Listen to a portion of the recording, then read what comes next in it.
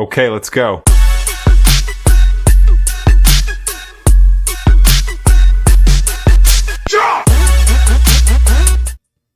Hey everybody, and welcome back to my channel, Probation Officer's Perspective. Make sure you hit that like and subscribe button if you're new to the channel. Make sure you hit that notification bell to all so you'll be notified of all the new content that I'm pushing out. And with that, I want to thank everybody for all their support, or I would have gave up a while ago. So, like, I've been doing a lot of thinking about, because I still haven't found my niche. I mean, my story is why I started YouTube, a YouTube channel, and my son really pushing me to do it.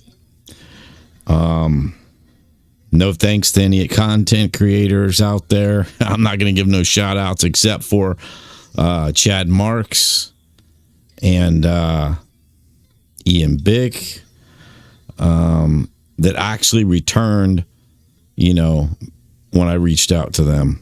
So that's really it. I've reached out to, when I first started my channel, I reached out to several different content creators, and they won't give you the time of day. Either they don't want you to create a channel. I don't know what the deal is. Or a lot of them, especially in this prison genre, they're all about the money and they have huge egos. Anyways, I'm not even going to get into that, but shout out to them, because they're the only ones that ever reached back out to me. Everybody else blew me off, and to this day still blow me off, and doesn't bother me anymore. My son used to tell me that, Dad, you get a negative comment, don't worry about it. That's just they're trolls, don't worry about it. And it used to bother me. It doesn't bother me no more. So I've been doing a lot of thinking, because if you know my story, if you watched my channel, if you watched my interview on Blood on a Razor Wire TV, then you know my background. Now, did I get into detail, like real detail into that interview? No, because, there was a time crunch. So, I didn't get into my whole life story, my childhood and, things like that. But anyways, I grew up in Salinas, California, born and raised. Started smoking weed and drinking when I was about 12, and just got in a lot of trouble, got kicked out of high school, and then got sent to a continuation. So I kicked out of that. Ultimately selling drugs. I was selling drugs too, and using drugs. And then I got really into big into selling. And then I got locked up. I got locked up several times in the county jail, but then I got locked up. And then I, changed my life. I changed my life. And in my career in the law enforcement field, I worked several different jobs. I worked patrol, worked undercover, I worked as a CO, I worked as a felony probation officer, and I worked as an investigator for the Major Crimes Unit, which we investigated homicide cases or any major crimes like that. So I was sitting here thinking, the other day, I'm like, I have not shared stories. So as you see in the thumbnail, it's the first 48, because I'm going to share my story. I'm going to start sharing some of my stories. And this particular story I'm sharing with you today, there's going to be several parts to it, because, you can't wrap up a double homicide, and, I'm not going to sit here for 2 or 3 hours doing it, because I'm going to lose people. You know what I mean? As far as their interest, because it can be slow times, there could be fast times. But me, I'm a big crime buff, documentary watcher. If I'm interested in something, I'll watch it for 3 hours straight if I'm into it. I'll just keep watching. That's just me, though. Not everybody's like that. So I have several stories from all the different jobs that I worked in my career, because I'm medically retired now. But in that era, I grew up in the 70s and the 80s, and then I didn't get into my career field, and I didn't even think that was going to be my career field. I never even thought about it, never even wanted to do it. Was in the 90s. So, I have several stories from all of them. The more serious crime, more serious stories are going to be like this story. There's twists and turns. There's whodunits. You know what I mean? A lot of different things. And then the best stories, I think, come from when I was a probation officer. Because I got some funny stories, some crazy stories, because you're dealing with such a huge variety of people. You know what I mean? From, just every walk of life that you're supervising. So it gets pretty crazy, and there's funny stories, and so I'm going to tell a lot of those stories too. But when it's the first 48, that's going to be my investigations when I was an investigator, because those are more serious. And my favorite show was the first 48. Well, it still is, but when I catch it, I don't even know if they still do new episodes or not. Because when I see it online, then or on the TV, I turn it on. And if I've seen the episode already, then I'll turn it. Sometimes I'll rewatch it if it was a good one. And the first 48, is very crucial to an investigation, because you lose a lot of things, you know what I mean? In that first 48 hours goes past, man, and you're doing everything you can to figure out what happened, who did what, who's, names, anything, and say that there's a crime where this person did something, and 48 hours, they could be gone. They could be in Mexico. They could be, wherever. So yeah, it's very crucial. So that's why I did that. And because it's basically like that. Now, I'm not no TV star or anything like that. Far from that. I'm only 2.5 months into my channel, and my channel is, I was very nervous when I first started out my videos. That interview I did, I was super duper nervous because I had just started my channel, and it's weird. It's crazy because I could sit in a courtroom full of people and be on the witness stand and never break, it didn't bother me. But then when I'm sitting here in my own home, in my office, doing a video, I'm nervous. And it's just crazy. But anyways, let's get on. Let's get on with it. Let's get on with the story. And these are true. From my account, when I worked as an investigator, some of these cases that I worked. Obviously, I'm not going to say names, but even though I don't think it'd be a big issue because the case is closed, but I'm not going to say names. So, on this day, this was September 8th, okay? And it was, so it's in September, it still stays light till 9 o'clock. It's still warm outside. And so, it's still it's still summer, basically. I mean, it's for kids, they're back in school, but I mean, it's still summertime. So anyways, on September 8th, 8 o'clock at night, again, still daylight out, get a call for shots fired. Somebody calls 911, and it's at an apartment complex. And this apartment complex is fairly new.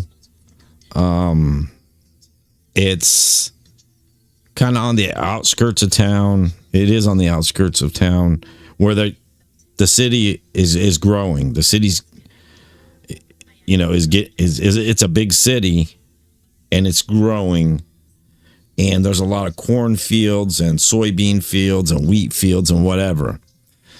So they're buying up the farmland and building houses, condos, apartments, things like that. So I'm just going to give you a little background of where this apartment was. So the apartment, sat, and about a mile and a half down the road on the backside was fields. It was, it was about a mile and a half, 2 miles of fields, nothing but fields, and still, but they were building on other areas still. Now there was a main road so like if you were to come to these apartments too, and you Googled how to get there, it's going to take you down the main road, and you're going to come in the front entrance. Okay. And there's houses, and like I said, houses and condos and apartments coming up because they've been building. And then you get to these apartment complexes. You're going to turn in there. But there is a road. There is a road on the back side.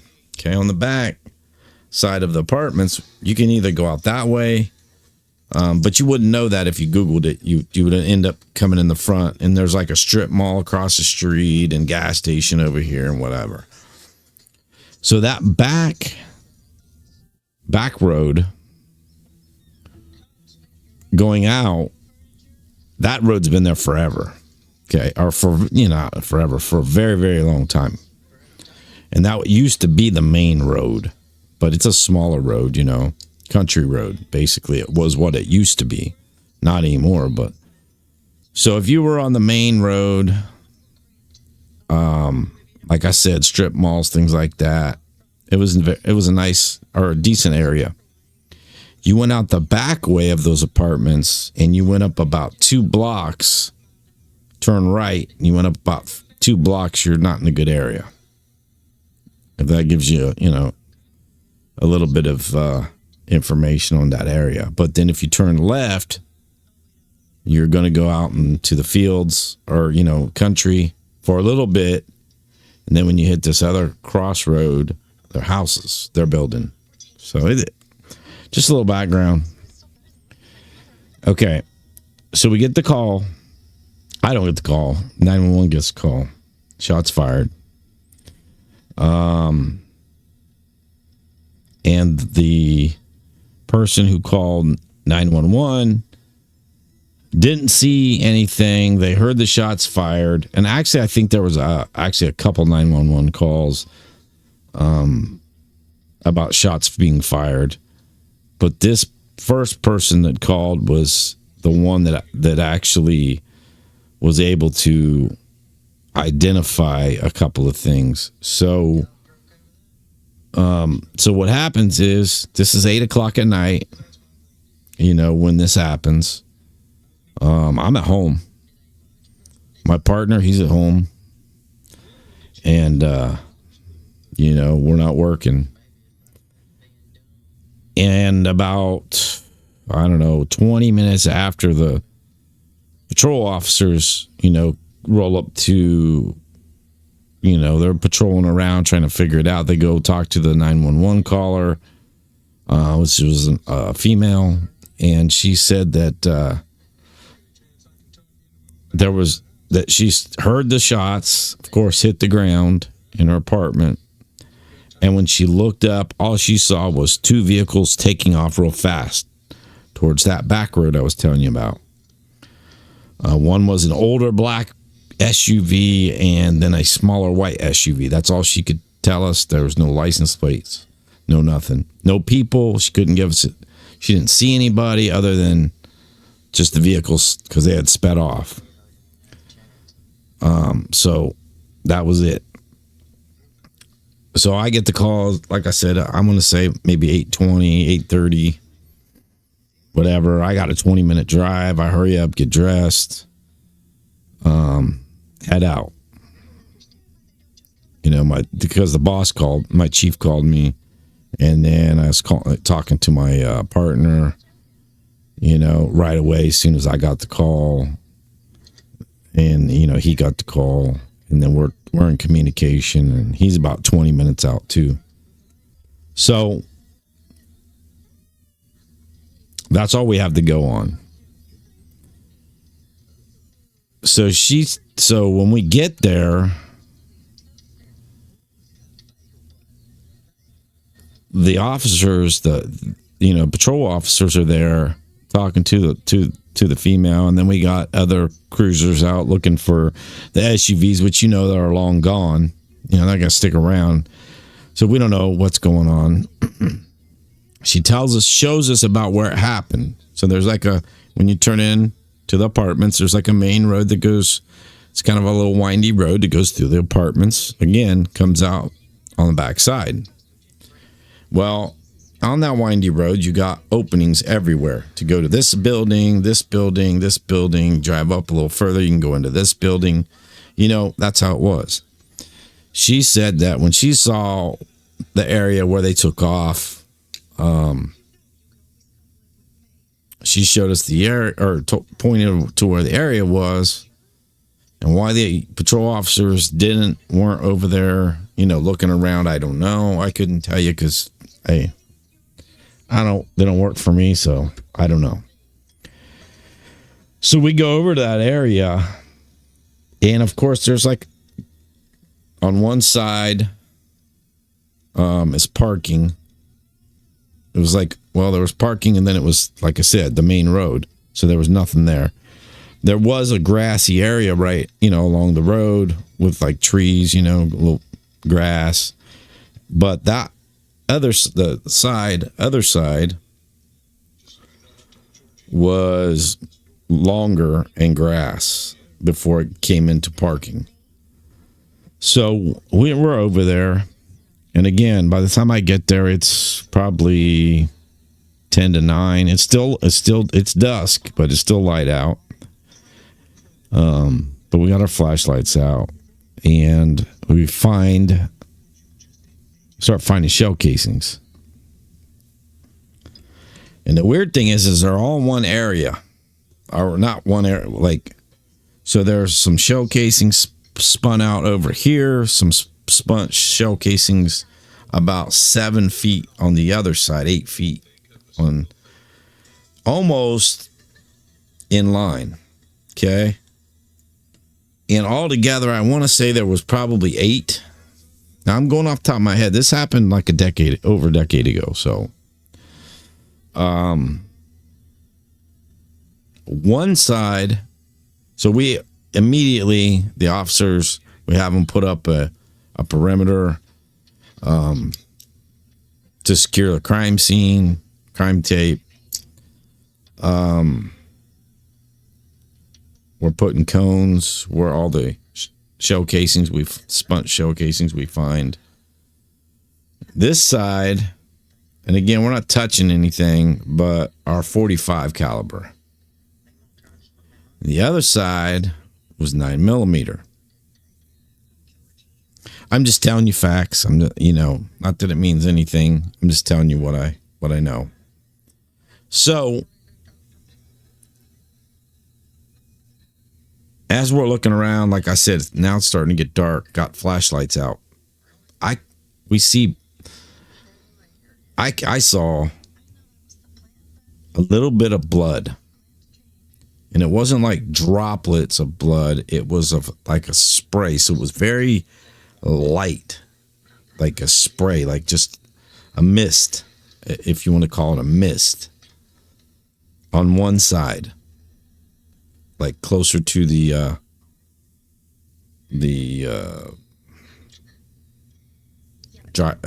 would have been, the car was leaving out this, when the car took off, it was turning out that way left, would have been on the driver's side. And so we had to call in the forensic investigators to come out so they could take the blood samples and collect evidence and what we had, but we still didn't know what happened. We didn't know this was a shootout, a gang related thing, because there was a lot of gangs.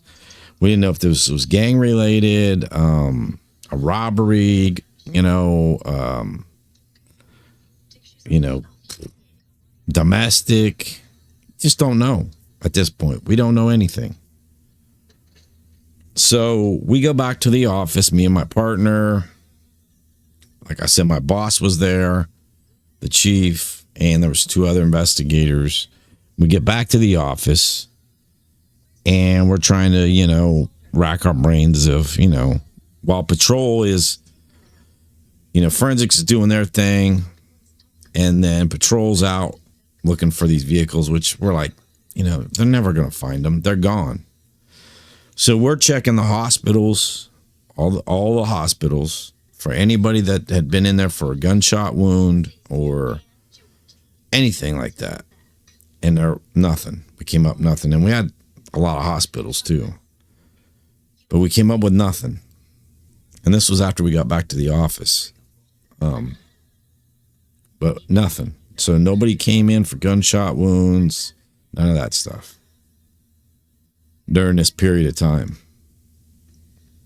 So the boss, or I just call him the boss.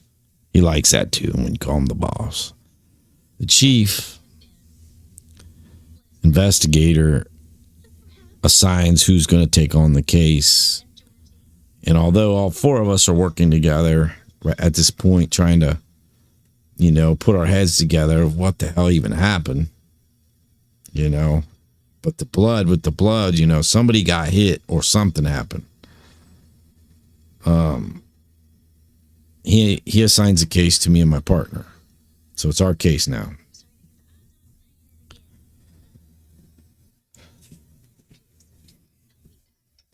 So again, this was on at September 8th, and this was at 8:00 at night.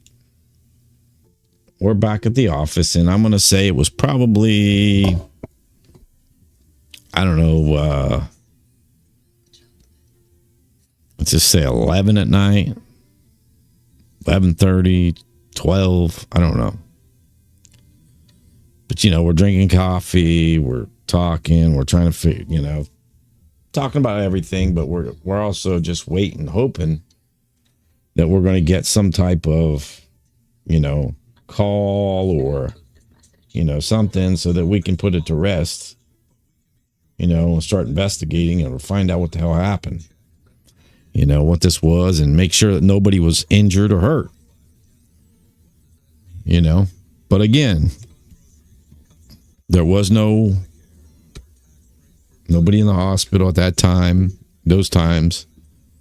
And we had them so the hospitals would notify us if anybody came in with a gunshot wound. And for as big a city as this was, it was kind of probably unusual that there wasn't some type of, probably more in the summertime, probably daily shootings. So finally, we're all sitting there and we're talking and whatever, and we're sitting at our desk, just bullshitting about everything and other cases and whatever. We get a call 5 hours later, so 5 hours from the initial shots fired call. We get a call, and it's from patrol. It was the sergeant. He said, "Hey, listen, we just picked up, or we have a male subject that was about 1.5 miles down the road, on the back road, here. We just called EMS because he has a gunshot wound to his arm."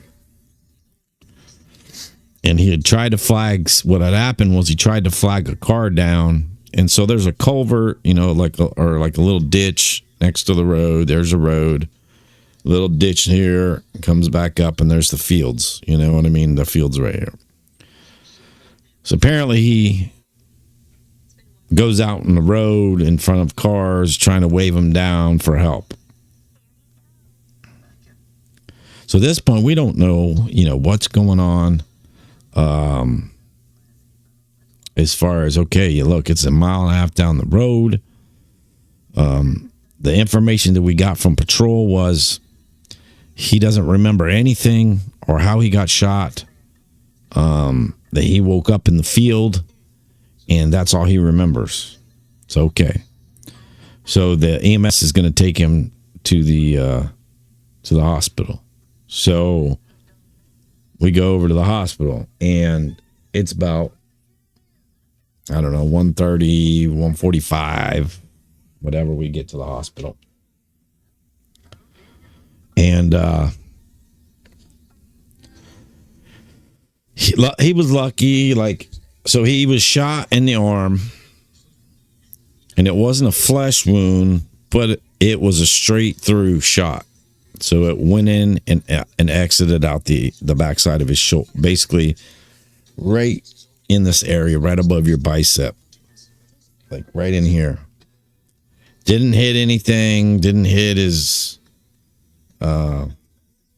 or break any bones or anything like that, but it did enter here, exit out the backside. That's at this point. So we're at the hospital and they're doing what they got to do. He didn't have to have surgery.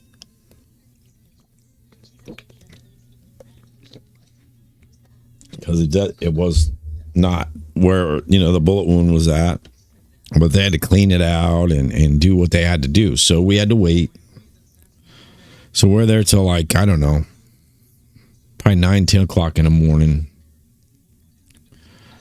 And finally he gets, they're done. Plus they had given him, pain medication. Probably, I don't remember, but I'm sure it was morphine or something like that, and an IV for the pain. And then, so we finally get to go talk to him, and he's kind of out of it.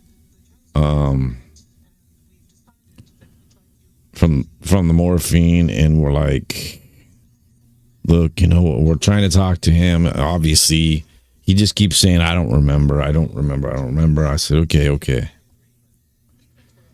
So he gets released from the hospital, and we give him a ride home. And he's still kind of out of it. I said, look, we really, really, really need to talk to you. At this point, we had to make a call. Like I said, we were giving him a ride home. And this call we had to call the chief and ask him, like, look, this is what happened. Well, he knew what happened. We had to keep him updated, but I said, look, he wants to go home. They had him on an IV of morphine. You know what I mean? What do you want to do? And my chief, he's pretty rough. He's an older cat, man, but he was a very, very smart guy. He said, no, don't take him to his house. He said, bring him in to the office. We need to talk to him. He goes, did they give him medication? And I said, yeah. He said, stop by, let him get his medication. But we really need to talk to him. So just bring him in the office. I said, okay. So we tell him, like, look, we got to stop by. We're going to get your meds. And we're going to stop by.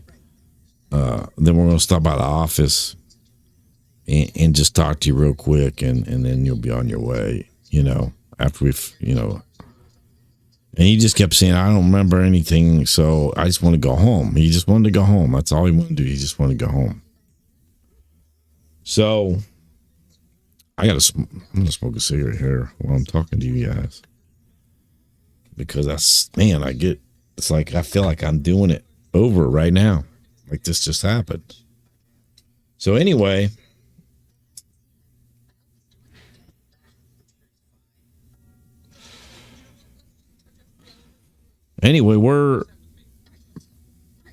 we take him back to the office. We're trying to make him as comfortable as possible. You know what I mean? And he wasn't like in major pain. I mean, I'm sure that hurt. I'm sure that didn't feel good at all. But he was, I mean, from the IV had worn off by this point, and then they had given him antibiotics and pain medication, and we had, like I said, stopped, and he picked up his prescriptions and took him back to the office, and we're trying to make him as comfortable as we can so we could talk to him. And he's not so high like he was when he was, in the hospital on morphine on an IV drip. So we're talking to him, and it takes a while. Like, so we went outside, and we got him whatever he wanted. He wanted something to eat, drink. We got him. I think we got him McDonald's or something. He said he was hungry. We got him, whatever he wanted. He wanted to smoke a cigarette. We go outside and we all smoke a cigarette. And he was chain smoking. I mean, one cigarette after the other. I mean, this guy was chain smoking. He was nervous. And I'm like, I was like, me and my partner were talking, and we're like, man, he knows something. He just not talking, So we're just trying to talk to him, and get that. You got to gain that rapport, trust, and to get him to trust you and feel like, hey, these guys ain't here to do anything. They're trying to help me. And that's exactly what we're trying to do, help him. So we could figure out who did this to him. Because, at this point, he says he didn't remember. And we both felt he remembered. He just didn't want to say nothing. And that happens a lot, especially where I worked at. People don't get involved. They mind their business, and they know the repercussions if you talk to the police or anybody. So after he chain smokes like 3 cigarettes, we go back inside again and we start talking. And, we're talking about everything, and at this point he's loosened up a lot because, again, he had some cigarettes, and, he's feeling like we've been around him for quite a while now. Because at this point, shit, I haven't slept in, oh, wow. I got the call at about 20 after 8, so I didn't even sleep that day, so it was the night before. So I'd probably been up 30 hours already or whatever, 36 hours, I don't know. I was drinking coffee like crazy.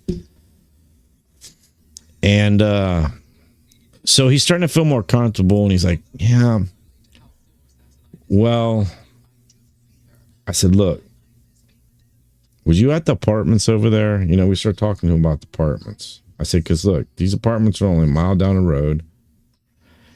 I said, 5 hours prior to you getting shot, we had some witnesses that seen these 2 SUVs. They heard gunshots, and they saw 2 SUVs take off, and here you are 5 hours later coming out of a soybean field with a gunshot wound. So you see where we're getting at? And we were just doing the normal. But he, like I said, he's starting to trust us. I said, so you want to tell us what happened? What was going on? Eventually, he finally starts talking. And again, he's not in any trouble. But we're just trying to figure out what the hell happened, Is he a victim? Is he the aggressor? What is he?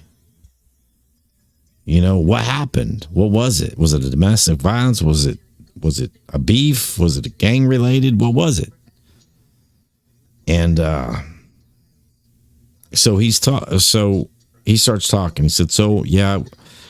So what happened was, he goes, I was at my friend's house, and he had moved down from Detroit a while back, him and his girl,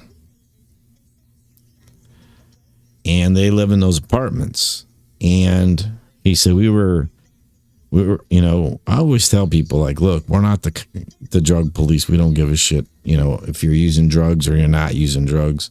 We're just trying to figure out what the hell went on, what happened, so we can do our job and try to find out who hurt you. He's like, so he goes, we were smoking weed.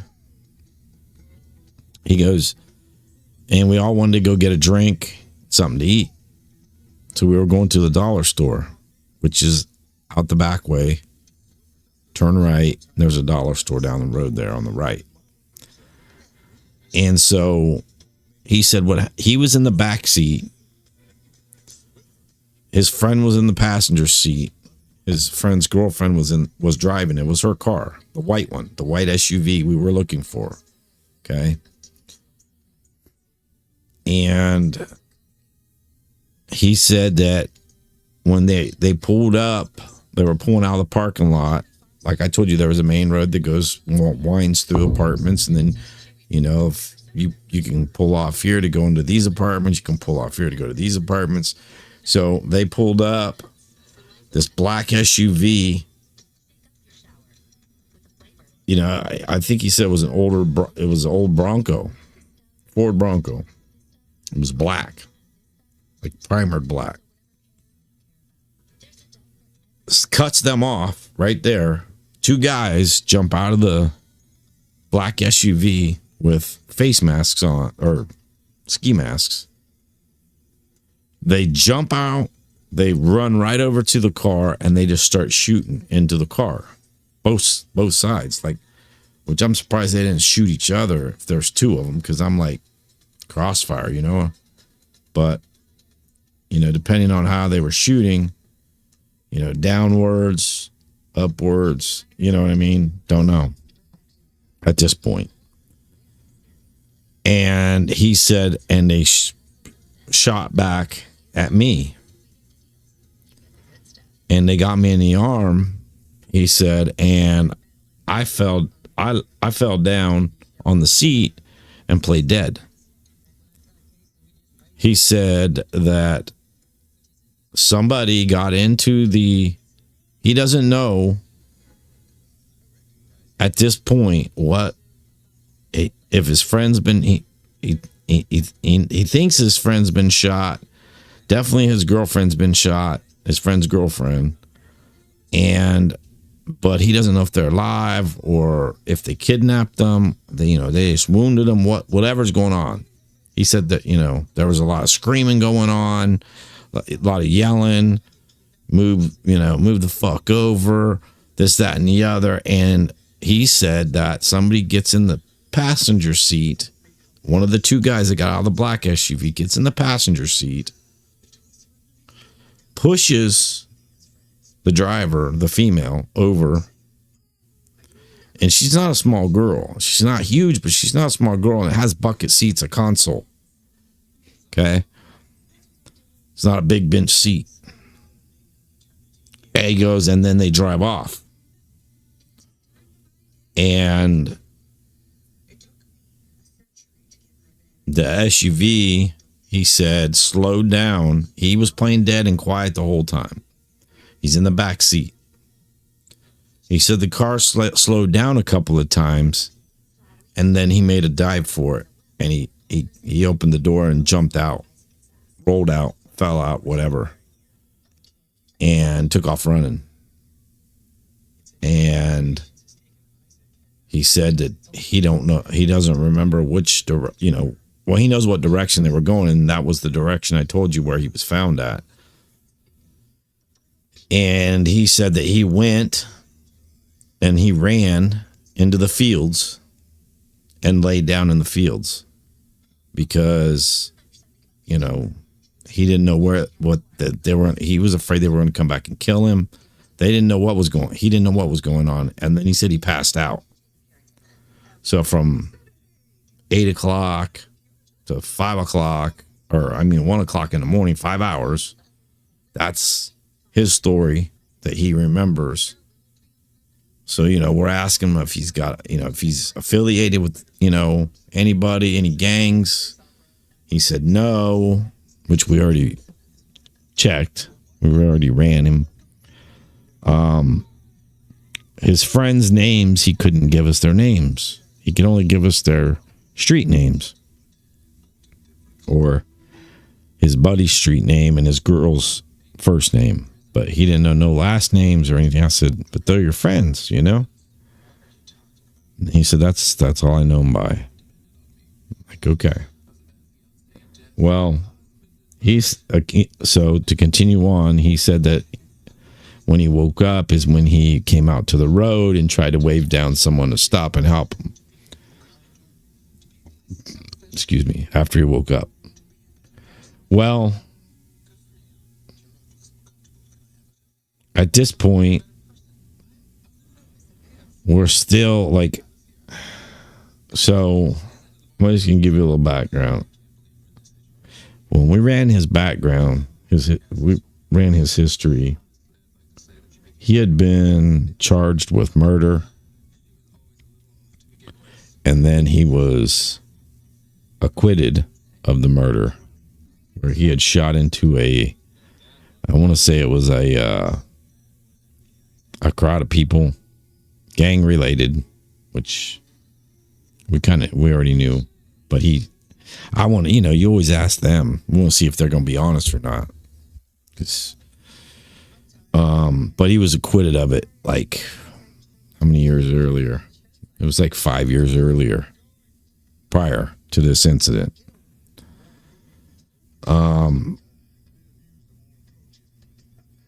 So he's still there at the station or at the office, and he's telling us that stuff. And he wants to go to bed. He wants to sleep. Well,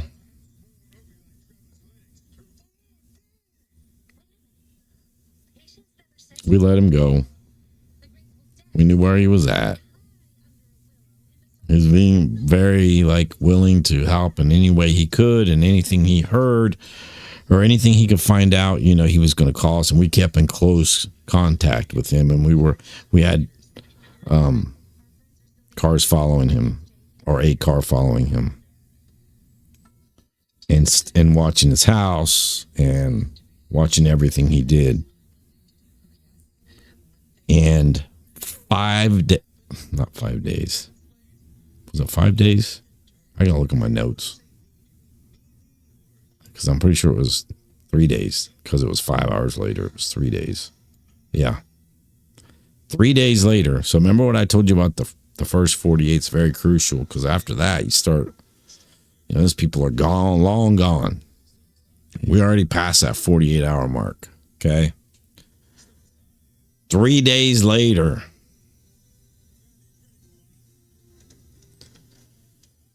that same field he was in, there's a farmhouse there, there's a barn, there's a farmer, and he's, about roughly 70, I think he was 75 years old farmer, old cat. He calls into the police station about this white SUV in his fields. And let me explain to you why. He has a pond in the back. So his house sits, off the road a ways because it's a farmhouse. There's no other houses around his house. And then he's got a big barn and stuff back, his equipment. And he's got two roads. One road that goes past his house, goes back, and then there's a pond back there. And then the road keeps going, and it eventually comes around and comes back up to the other road, which is where the fields are. There's a road next to the fields. And that's where, they do ride their tractors and whatever. So he calls in about this white SUV sitting there. And the reason he called was because when he was on his tractor in the morning,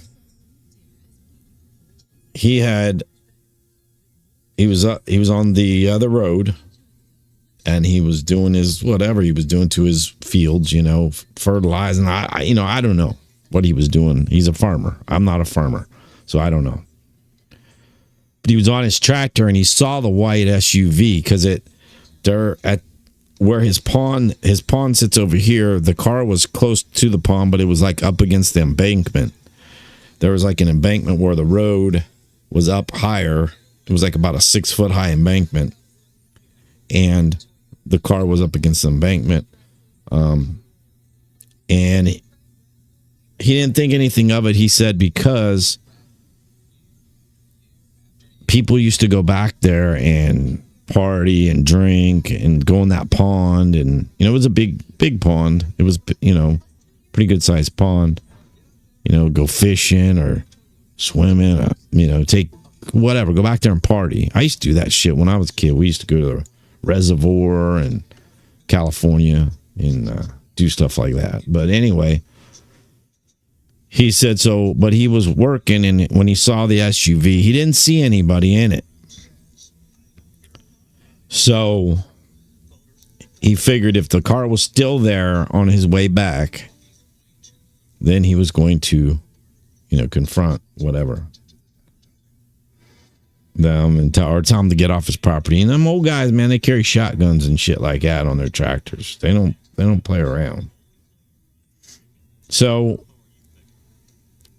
the farmer says, so he goes out on his way back in when he's done where he's at. The white SUV is still sitting in the same area, the same spot. So he gets off his tractor. He walks down the embankment. I'm sure he didn't walk, it wasn't straight cut off, but it was at an angle. He walked around and he sees the white SUV and goes up it to tell the people in the white SUV, because, he doesn't know. There's trees around that pond and stuff back on the back side. If, there's anybody back there camping out, whatever, doesn't know. And he walks up to the white SUV to tell them, hey, look, you guys can't be here if they're in there or wherever they're at. And that's it for today's episode. I got you guys. You got to be a cliffhanger, man. I can't tell you at all. I think that's a good spot to stop, because I've given you what we know so far. And one of the SUVs is found. Okay, so I'm going to stop there for today. Hell, it's already been 47 minutes. I only wanted to do a 30-minute increment just to get to that point.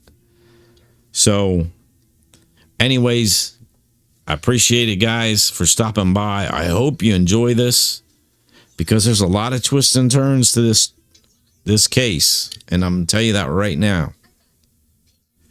You might be thinking in your head right now, I think I already know. I don't know. You don't know. I don't know. It's a cliffhanger, man. And I'm leaving it right where it's at right now. Tomorrow, I'm going to put out part 2.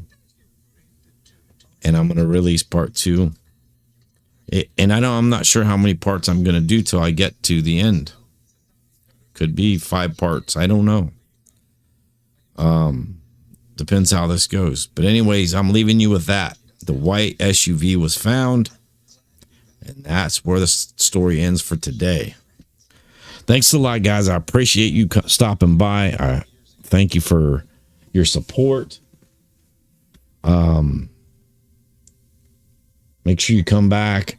Make sure you're subscribed and hit that notification bell all. So when I post the part 2 tomorrow, you'll be tuned in on that. It'll notify you, and you'll be able to find out what happened about finding the white SUV. All right, guys, I don't want to give you too much else. That's it for tonight. Hey, hope you guys are all having a great day. Have a good evening, and we'll see you on the next one. Peace.